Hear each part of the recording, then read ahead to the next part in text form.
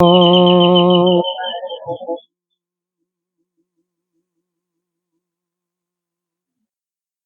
खोल के रखो, दोबारा घंटी घंटी ना आवे तो अच्छा। ॐ पार्थाय प्रतिबोधितां भगवता नारायणेन स्वयं व्यासेन ग्रथितां पुराणमुनिना मध्ये महाभारतम् अद्वैतायमृतवर्षिणी भगवतीम् अष्टादशाध्यायिनीम् अम्ब त्वामनुसन्दधामि भगवत् गीते भवद्भीषणि। नमस्तुते व्यास विशालबुद्धे पुल्लारविन्दाय भद्रनेत्र येन त्वया भारततैलपूर्णः प्रज्वालितो ज्ञानमयः प्रदीपः प्रपन्नपारिजाताय स्तोत्रवेत्रैकपाणये ज्ञानमुद्राय केशराय गीतामृतदुहे नमः। सर्वोपनिषदो गावो दुग्धा गोपालनन्दन पार्थो वत्ससुधिरभोक्ता दुग्धं गीतामृतं महत्। वसुदेवसुतं देवं कंसचारूढमर्दनं देवकी परमानन्दं केशवं वन्दे जगद्गुरुं।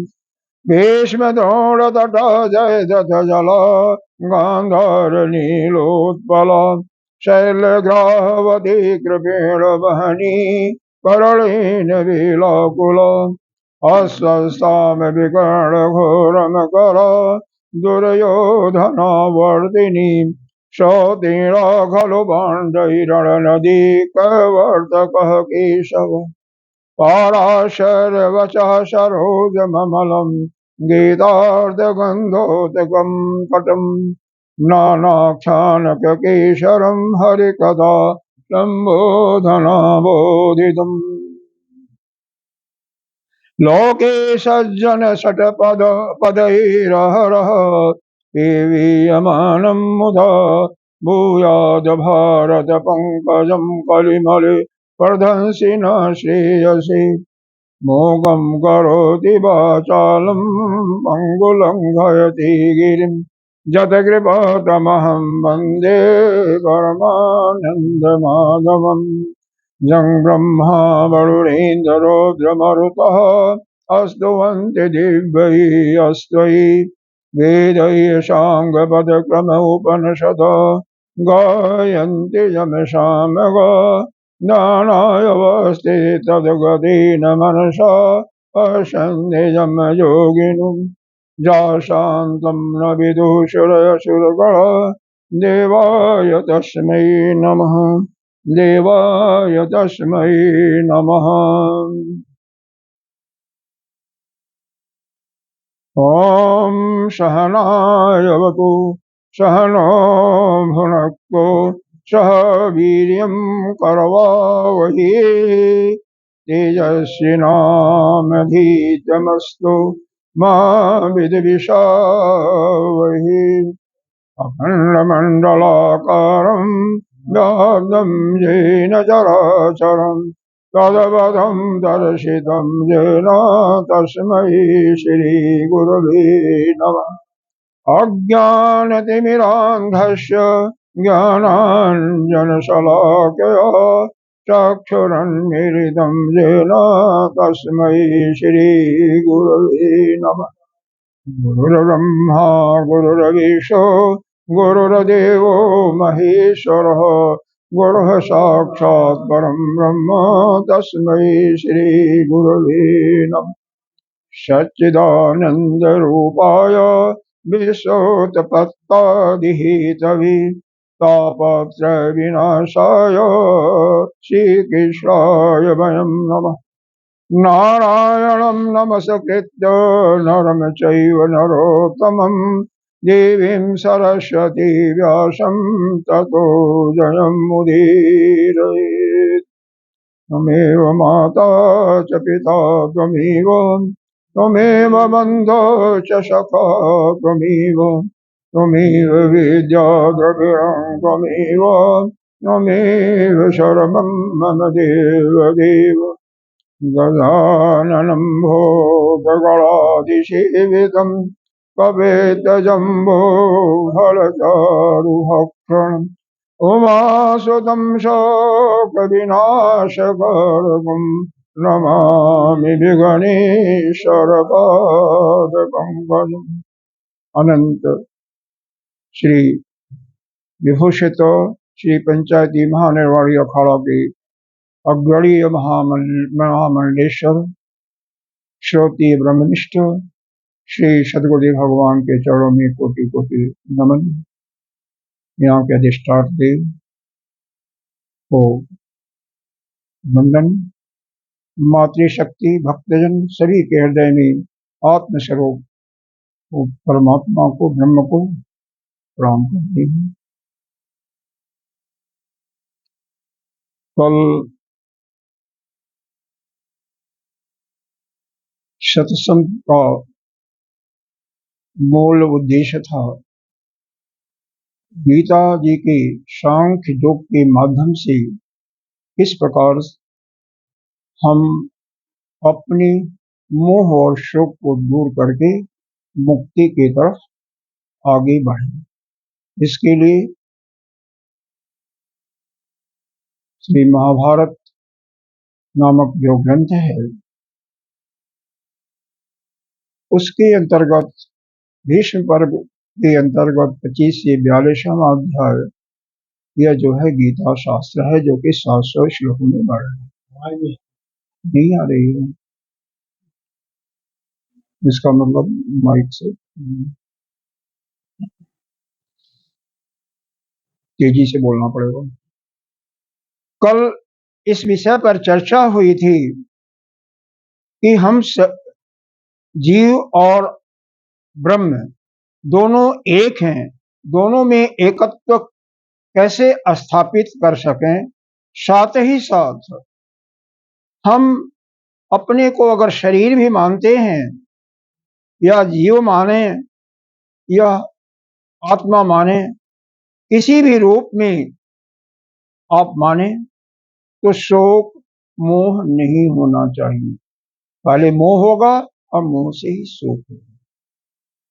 क्यों नहीं होगा करना चाहिए, इस पर आपको उस ब्रह्म के स्वरूप को और इस जीव के स्वरूप को 3 स्तरों पर बताया गया था।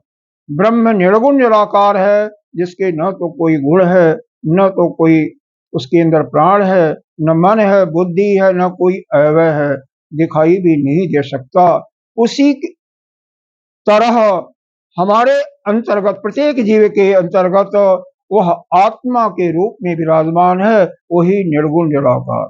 यानी हमारी आत्मा और वो आत्मा एक ही है, वही ब्रह्म है, क्योंकि इस ब्रह्मांड में उसके अतिरिक्त और कुछ भी नहीं है। ईशावास्य इदं सर्वं यत् किंचित् जगत्।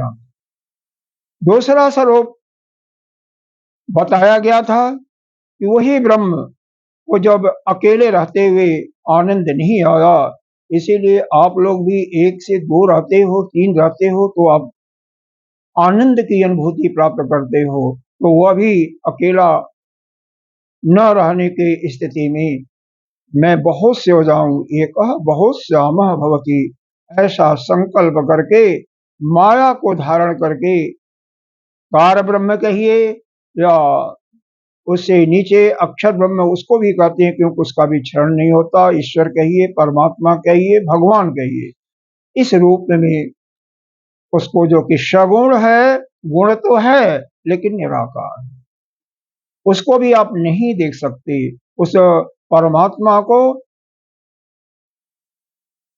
देखने की शक्ति आप में नहीं है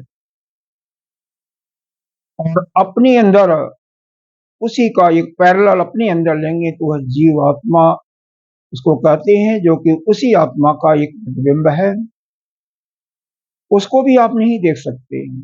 गुण तो है उसके अंदर, क्योंकि वह तो सारे जो भी संसार की चीजें जानना चाहें, अपरा विद्या जिसे कहते हैं, वह भी आप प्राप्त उसी के माध्यम से कर सकते हैं, या पराविद्या यानी ब्रह्म को जानने का, तो वह सगुण तो है लेकिन निराकार है, कोई भी अपने आप को जान नहीं सकता। यह मुख्य सूत्र है, जानने वाला जिस वस्तु को जान रहा है उससे वह पृथक होता है, वो हो ही नहीं सकता। इसलिए वह आप अपने को भी नहीं जान सकते, हाँ अनुभव कर सकते हैं। अनुभव करने का माध्यम जो है सत्संग है। सत्संग के माध्यम से उस परमात्मा के या उस जीवात्मा के क्या गुण, दोनों के गुण एक ही हैं। अल्प और ईश्वर अंश जीव अविनाशी जो कहा गया है, उसके अंतर्गत यह मान लें कि वहां पर सत्य चित्त और आनंद पर्याप्त रूप में है, असीमित है, और आपके पास किसी जीव के रूप में वह थोड़े से रूप में है। सत्य का मतलब सत्य या सर्वत्र व्याप्त होना ही इसको कहते हैं। सर्वत्र आप भी सर्वत्र व्याप्त हैं, लेकिन इतनी आपकी शक्ति नहीं है कि एक ही समय में आप यहाँ भी रहें, अमेरिका भी रहें, या चंद्रलोक पर भी रहें, ऐसा अभी नहीं है। लेकिन वह परमात्मा एक ही समय में काल से भी अपरिच्छिन्न है, देश से भी अपरिच्छिन्न है, कहीं भी विराजमान है। यानी कोई ऐसा स्थान नहीं है कि वह परमात्मा न है। इसीलिए कहते हैं कि आप सभी जीव नहीं हो, आप भी वही ब्रह्म हो। तीसरा श्लोक बताया गया, जब उस ब्रह्म को यह ज्ञात होता है कि हमारे भक्तजन, संत, गाय, गौ या ब्राह्मण, वहां पर प्रेफरेंस दिया जाता है ब्राह्मणों को। क्यों ब्राह्मणों को प्रेफरेंस देने का कारण वह जाति में पैदा हुए उसके कारण से नहीं है, वह ब्रह्म विद्या को जानने वाले होते हैं, तो उनको और जो ब्रह्म विद्या को नहीं जानता है उसको क्या कहें, ब्राह्मण कहें न कहें, तो वहां पर थोड़ा सा विचित्र बात हो जाती है कि ब्राह्मण होकर के ब्रह्मचारी होकर के, ब्रह्मचारी का मतलब ही होता है ब्रह्म विद्या का जानना, उसके जानने के विषय में संदर्भ में अपने को डुबो देना। उसी प्रकार से ब्राह्मण का ही मुख्य काम होता है वेद को जानना। वेद को जान जाएगा तो ब्रह्म को जान जाएगा। क्यों?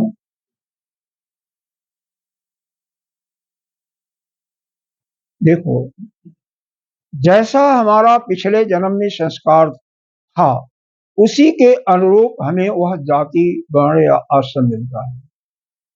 उसी के अनुसार हमें अच्छा परिवार, बुरा परिवार हमारे संस्कार के अनुसार ही मिलता है, जिससे उस परिवार में आकर के हमारा कुछ लेना देना होता है या उसके समीपवर्ती लोगों से, वो हम उसको पूरा कर सकें, या जो हमारी कामनाएं और होती हैं उनको भोग कर सकें। किसी के अंदर कामना अगर पारिजात वृक्ष की है तो यहाँ पर नहीं जन्म लेगा, वह कहाँ होगा, वह देवलोक में ही चला जाएगा सीधे, जो कि उसका अनुभव करेगा, सारे सुखों का अनुभव करेगा। किसी की ऐसा उसके अंदर कामना है कि हम तो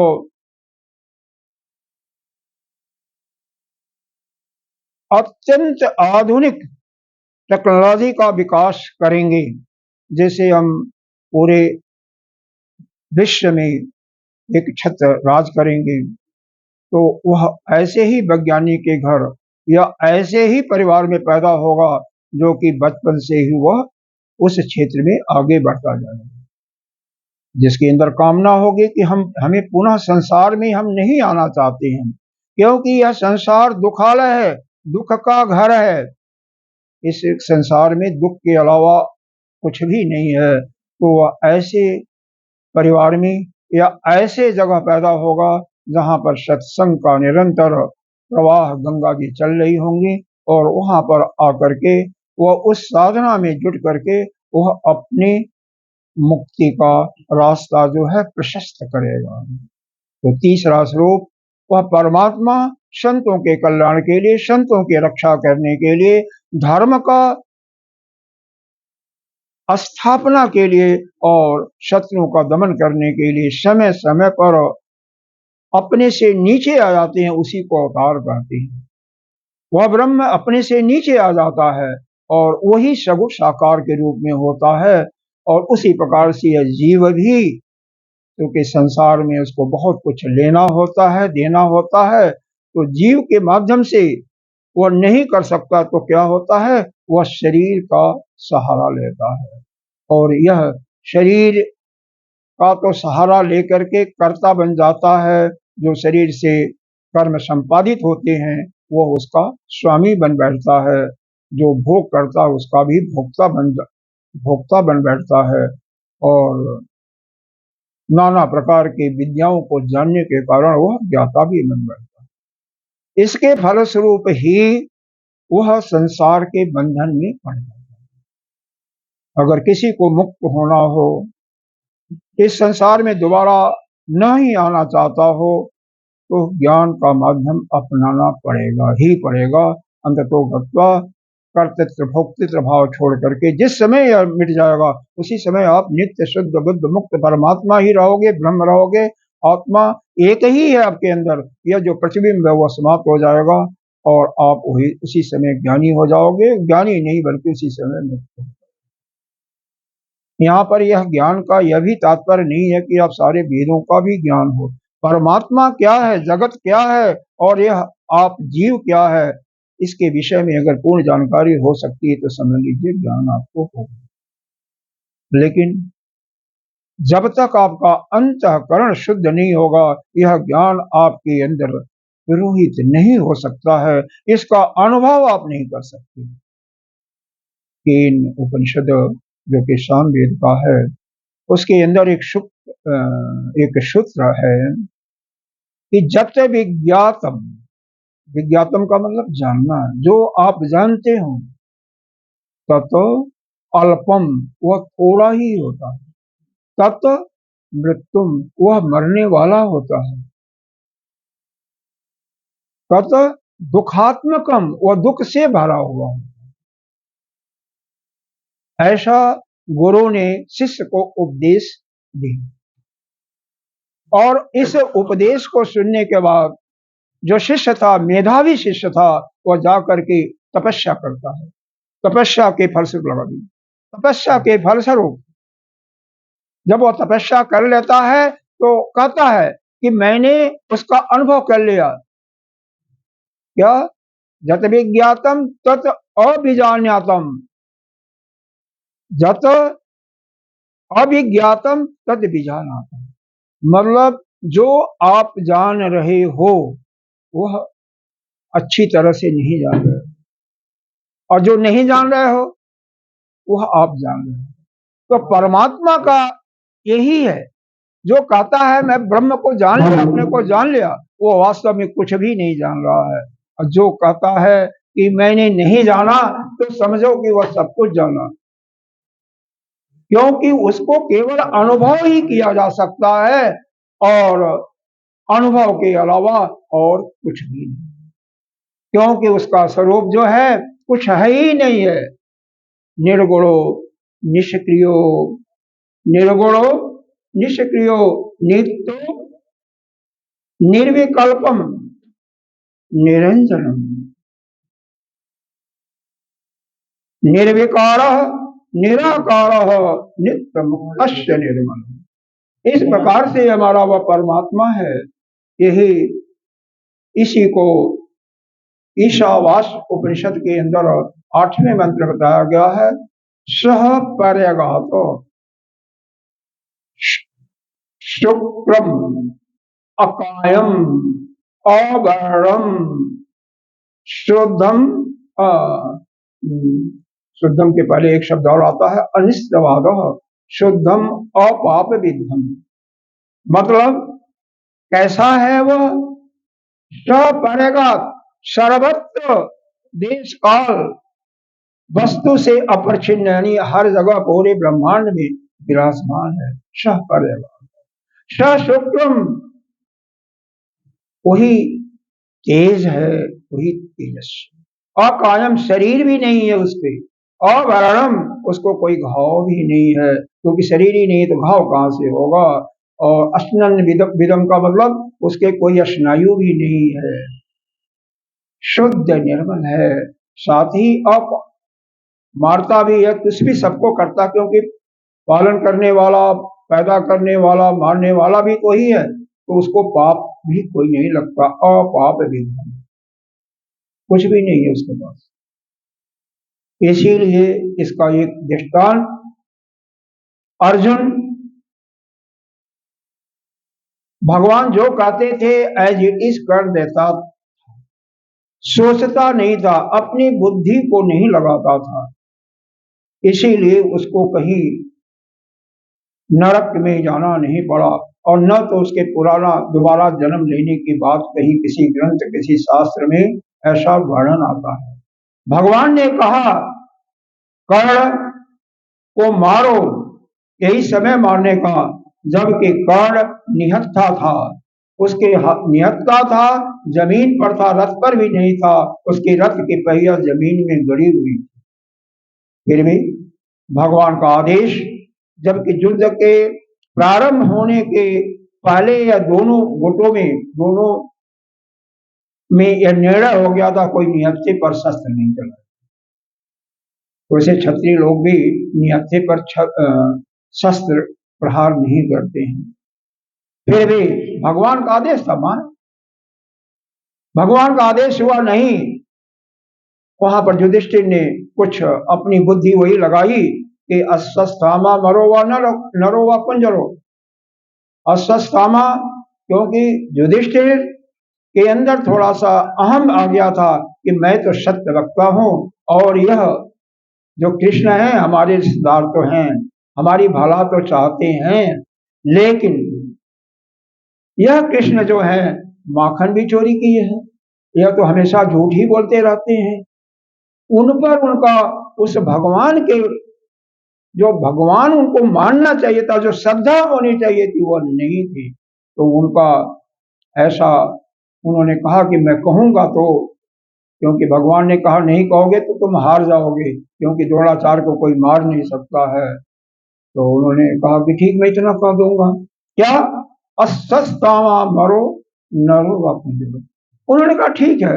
जैसे अश्वत्थामा मरो की बात करते हैं, भगवान शंख इतना तीव्र गति से बजाते हैं, सारा ब्रह्मांड उससे ग्रसित हो जाता है, और कोई आवाज दूसरी आगे बोलते हैं, लेकिन द्रोणाचार्य खुद नहीं सुन पाते, और उसी समय अपना शस्त्र रख देते हैं, और धृष्टद्युम्न जो इनका सेनापति था पांडवों का, उसको आज्ञा देते हैं जाओ द्रोणाचार्य का गला काट दो।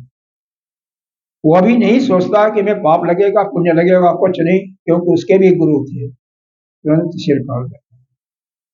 तो जो परमात्मा कहता है, गुरु कहता है, उसमें अपनी बुद्धि लगाओगे तो कभी आपका उन्नति या श्रेयस तत्व नहीं प्राप्त होगा, आप बल्कि पतन से ही गिरोगे। युधिष्ठिर का जिस समय उन्होंने कहा, उसी समय उनका रथ पृथ्वी पर आ गया, जबकि पृथ्वी से ऊपर रहता था। पूरे महाभारत में जिस समय कहा 10वें दिन नहीं, 16वें दिन की बात है, नीचे आ गया। 6 दिन लड़े थे अपने द्रोणाचार्य जी। एक इसी केन उपनिषद में भी एक और आया है, यथा देवो तथा गुरु, यथा देवो तथा भक्ति, यथा देवो तथा गुरु। मतलब जितनी श्रद्धा और भक्ति आपका आपके आराध्य में, आराध्य का मतलब जिसकी आप उपासना करते हो, जिसको आप भगवान मानते हो, उतनी ही श्रद्धा अगर आपके भक्ति अपने गुरु में होगी, तो आपका यह जो विद्या है, जिसको विद्या कहते हैं पराविद्या, यह अध्यात्म विद्या को हम पराविद्या में कहते हैं, वह विद्या अपने आप ही आपके अंदर फलेगी और फूलेगी। यथा गुरु यथा देव तथा गुरु।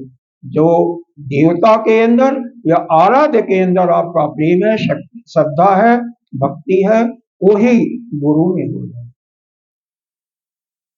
यहाँ पर तो 3 स्तर पर बताया गया। सगुण साकार के रूप में आपका शरीर है, जिसको आप अपना मानते हो लेकिन आपका अपना नहीं है। यद्यपि इसके बिना आप भगवान की पूजा भी नहीं कर सकते, क्योंकि भगवान का पूजा अर्चना ध्यान जो कुछ करना है वह द्वैत भाव में ही होता है। यद्यपि आप अद्वैत हैं, दोनों में कोई अंतर नहीं है, लेकिन जब तक आप अपने को अलग नहीं करोगे तो किसी की उपासना नहीं कर सकते हो, न किसी की भक्ति कर सकते हो। तो इसीलिए शरीर भी आपके लिए अति आवश्यक है। जिस समय शरीर में पीड़ा होगी उस समय आप भगवान का भक्ति नहीं कर सकते, संभव ही नहीं होता। इसलिए इसके भी सुरक्षा करनी पड़ती है। जैसे किसी मकान में रह रहे हो किराए में, और यह सोचो कि नहीं, जो कुछ टूट फूट हो रहा है मकान मालिक बनाएगा, हम नहीं बनाएंगे, तो जब बरसात होगी तगड़ी तो वह क्या होगा, पानी गिरेगा और उससे दुखी कौन होगा, आप ही दुखी होगे, आपका सामान ही नष्ट होगा। उसी प्रकार से इस शरीर इतना है कि इस शरीर की सुरक्षा पर विशेष ध्यान नहीं देना है।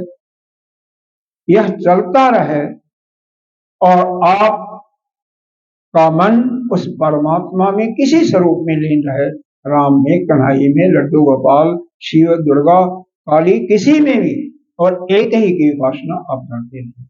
तो इस शरीर से उस अपने आराध्य की सेवा करें, उसकी पूजा करें, उसका ध्यान करें, अर्चना करें। जीव जो है, जो कि निराकार है, और वह ईश्वर या परमात्मा वह भी निराकार है, गुणी सगुण वह भी है, तो उससे उसके मंत्र का जाप करें। कहा नहीं गया है कि कल युग केवल नाम आधारा, सुमिर सुमिर कर उतर ही। कितना सुंदर है। और जो आत्म स्वरूप में है उसका तो किसी अपनी बुद्धि से ही, चित्त से ही नित्य निरंतर, क्यों बुद्धि क्यों कहा गया है, इसका भी एक कारण है। उससे जो आत्मा का शक्ति है जीवात्मा को मिलता, जीवात्मा आत्मा ही है, तो जीवात्मा की शक्ति बुद्धि को ही पहले मिलती है, सबसे ज्यादा उसी को शक्ति मिलती है, बाद में और इंद्रियों को मन में आता है, उससे कम इंद्रियों में उससे भी कम, और बाहर जगत में और भी दूर होता है। इसलिए बुद्धि से उसका चिंतन करते हैं। क्योंकि इसमें कई लोग योग का अभ्यास भी करते हैं, ज्यादा लोग हैं योग का अभ्यास करने वाले। उसमें याद रख कीजिए प्रकाश लाल जी को या अपने गुप्ता जी भी जो अध्यक्ष हैं आजकल, गुप्ता जी है ना, वही है, देशराज जी है ना। अच्छा, वो एक चीज कहा करते थे, ओम की चांटिंग की बातें होती थी, तो कहते थे मन में करो, चित्त से करो, और चित्त से करोगे तो आप उस परमात्मा।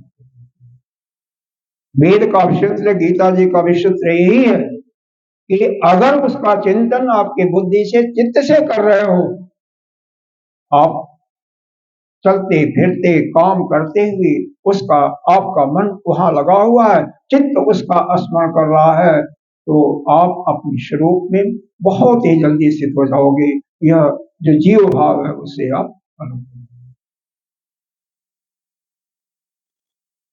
यह तो कल जो बताया गया था उसको हमने 4-5-6 मिनट में जो भी हुआ दोहरा दिया। इसके अंदर एक चीज और बताया गया था कि आत्मा अपने को मानते हो, जीव मानते हो, या ज्यादा लोग शरीर ही मानते हैं, तीनों दृष्टि से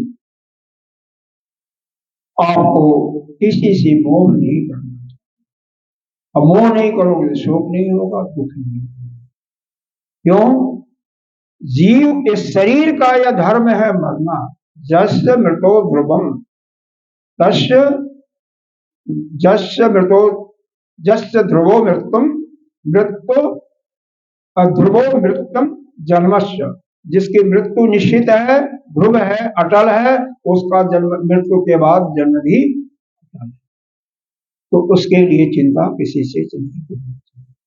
अपने को जीवात्मा मानते हो तो आप कब ईश्वर है ही हो, तो भी किसी दृष्टियों की यह जीवात्मा मरता नहीं है, न पैदा होता है। यह तो एक शरीर को छोड़ करके दूसरे शरीर को इस प्रकार से धारण करता है जैसे एक पुराने वस्त्र को, फटे हुए वस्त्र को छोड़ करके हम नया वस्त्र धारण करते हैं।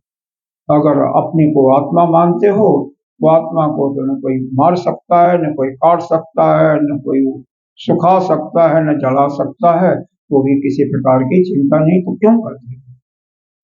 यह उपदेश देने के बाद आगे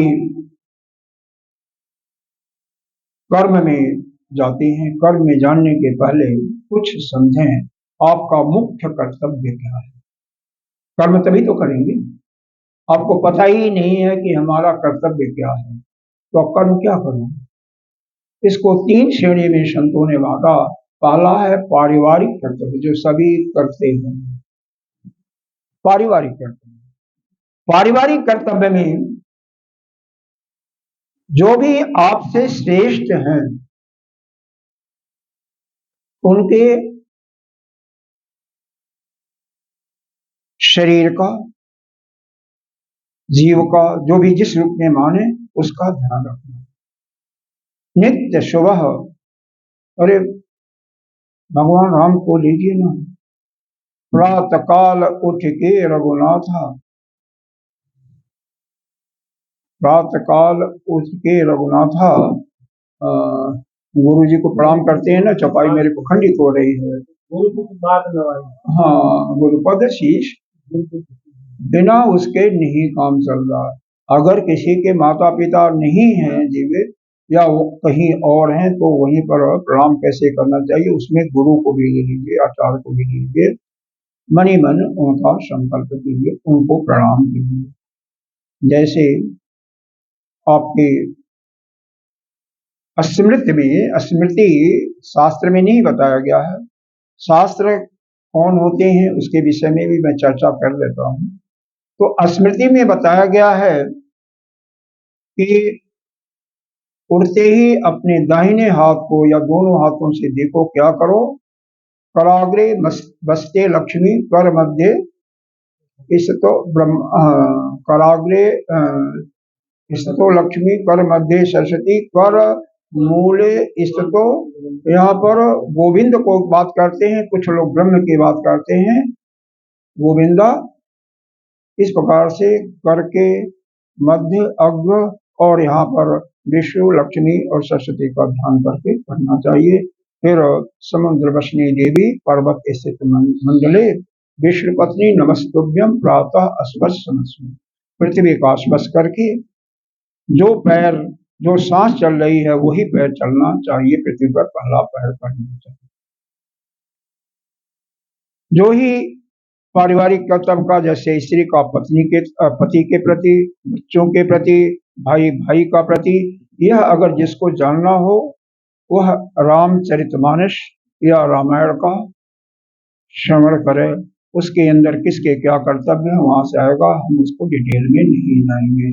जो भरत जी ने राम के प्रति किया, राम ने भरत जी के प्रति किया, भाई भाई में राम लक्ष्मण के प्रति, लक्ष्मण राम के प्रति, या पिता पुत्र में के अंतर्गत जो हुआ वहां पर आप देख सकते हैं।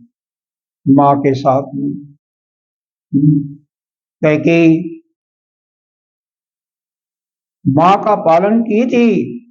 भगवान राम कौशल्या के यहाँ पैदा हुए थे, लेकिन पालन कौन करता था? कैकेयी अपने महल में अपने बेटा ही मानती थी। और चूंकि कौशल्या उसको पैदा तो किया था लेकिन भगवान की सेवा नहीं कर पाई, तो दूसरे जन्म में वही यशोदा माँ के रूप में हुई और भगवान की पूरी सेवा की।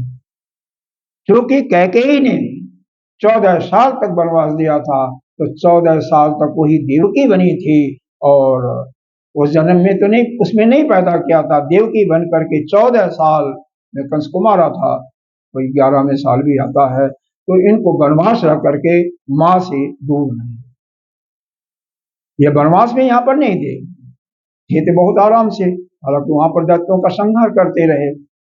तो जो आप करोगे ना उसका फल तो भुगतना पड़ेगा, कितने भी कैसे भी हो फल भुगतना।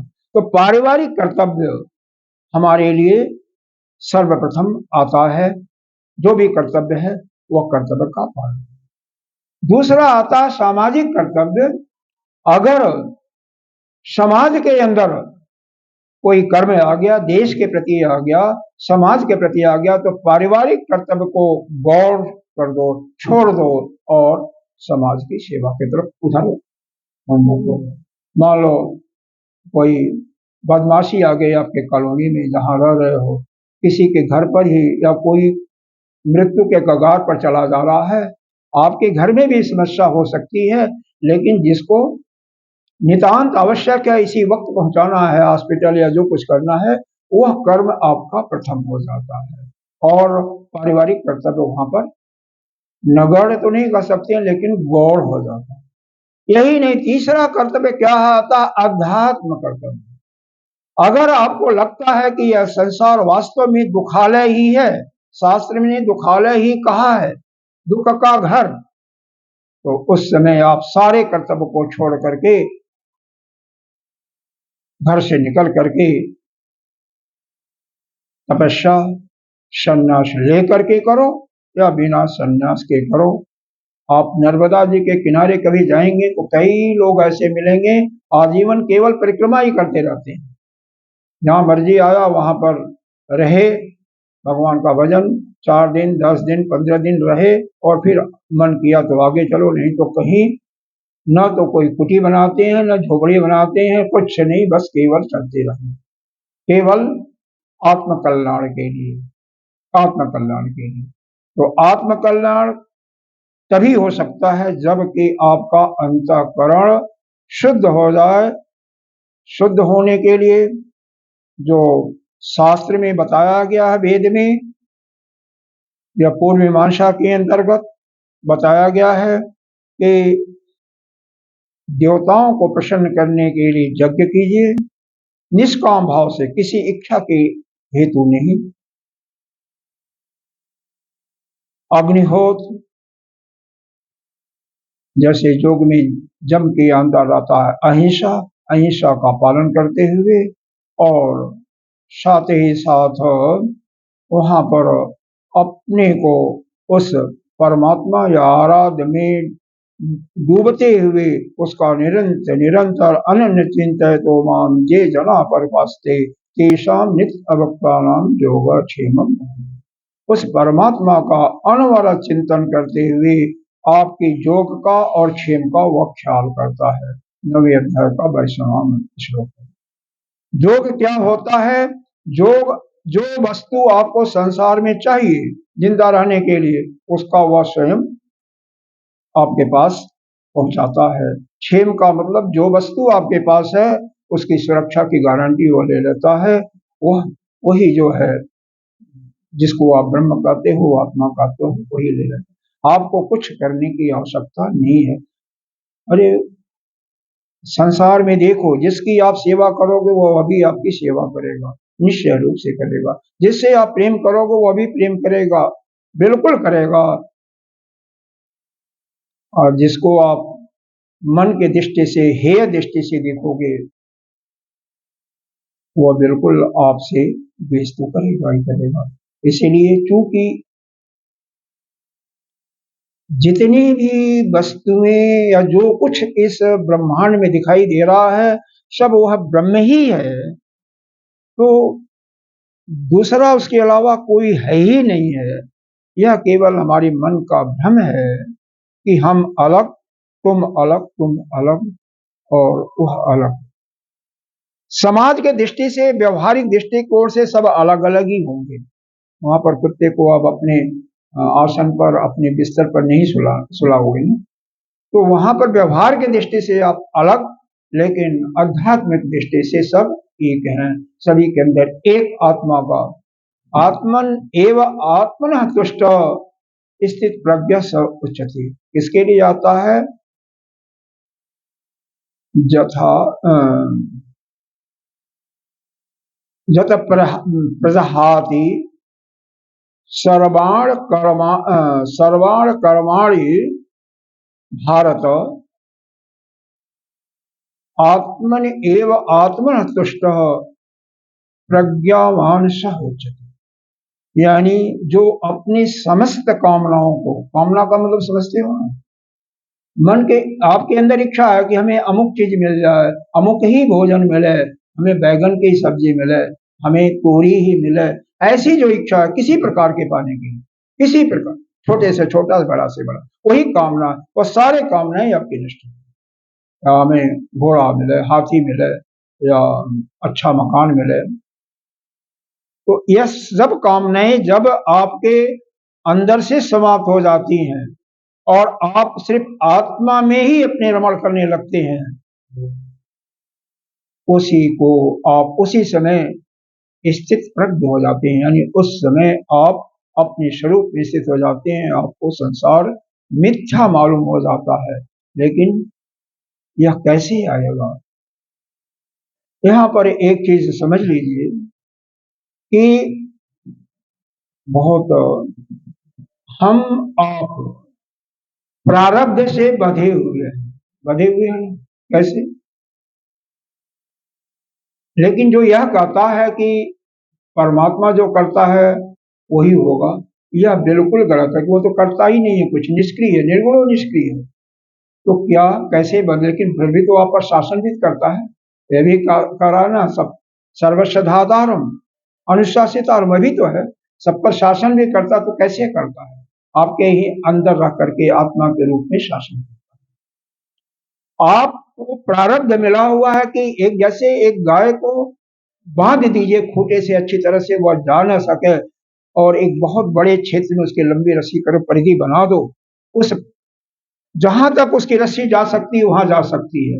वहां पर कहीं जलाशय भी लगा दो, सुंदर पानी भी पीने का, कहीं कचरा वाला पानी भी रख दो, कहीं घास, अच्छी घासें हो, और कहीं धूप भी हो, कहीं सूखी घास।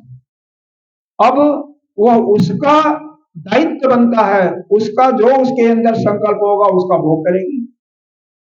अच्छा चारा खाने का मन करेगा तो जो चारा दिखाई दे रहा उसको चूगेगी, पानी पीने का पानी पी करके छाए में विश्राम कर सकती है। और नहीं, मरिया मारेगी तो कीचड़ ही रहेगा। सूखा खाना या धूप में रहेगी, उसको रस्सी तो बड़ी चारों तरफ जा सकती है, स्वच्छंद है। उसी प्रकार से यह जीव भी स्वच्छंद है, लेकिन एक सीमा के अंतर्गत। सीमा के अंतर्गत किसी का बड़ा होता है, किसी का छोटा होता है, और उसी के अंदर आप चाहो तो अपने कर्तव्य को करके आप इस, यह सभी के लिए है, वह जीव बाकी तो मनुष्य योनि में कर सकता है, चाहे मनुष्य हो, पुरुष हो, स्त्री हो, या थर्ड जेंडर वाला हो, कोई भी जिस समय उसको यह ज्ञात हो जाए कि यह संसार व्यर्थ है, यह तो कुछ भी करो इसमें दुख तो होना ही, भोगना ही पड़ेगा, उसी समय इसे अलविदा करके आप इससे मुक्त हो सकते हैं। आपके अंदर वृत्ति उत्पन्न होती है और होती रहेगी। कब तक? जब तक आपका मन समाप्त नहीं होता, मन का नाश भी नहीं होता। इसलिए क्या है, आपके कर्मों के कारण, पूर्व जन्मों के कई कई पूर्व जन्मों के कारण, या इस जन्म के पुण्य के अनुसार, कर्म के अनुसार, पुण्य नहीं कर्म के अनुसार, आपके मन के अंदर वृत्तियां उत्पन्न होती हैं, और उस वृत्ति के तरफ यह ध्यान मत दो। योग दर्शन में भी यही बताया गया है, साधन पाद के अंतर्गत तो वृत्तियां आती हैं, उनके तरफ ध्यान मत दो। ध्यान अपने, वहां पर तो श्वासों पर बताया गया है, श्वासों को देखते रहोगे, वृत्तियां कम हो जाएंगी। कुंभक लगाओ, समाधि लगाओ उस पर। लेकिन वेदांत तो यह कहता है, अरे सबको छोड़ो, अपने आराध्य पर लगाओ ना ध्यान। आराध्य को करो, हर समय आराध्य का जाप करते रहो तो फिर आपका कल्याण हो जाएगा। और कुछ भी ना करो तो गीता जी में भगवान ने एक बहुत ही सुंदर बात बताई। दूसरे अध्याय की ही बात है, 62 या 63 श्लोक होगा। ध्यायतो विषयान पुंस, ध्यान से सुनिएगा, यह बहुत ही मशहूर है। ध्यायतो, उसके तरफ आप ध्यान छोड़ दो। मन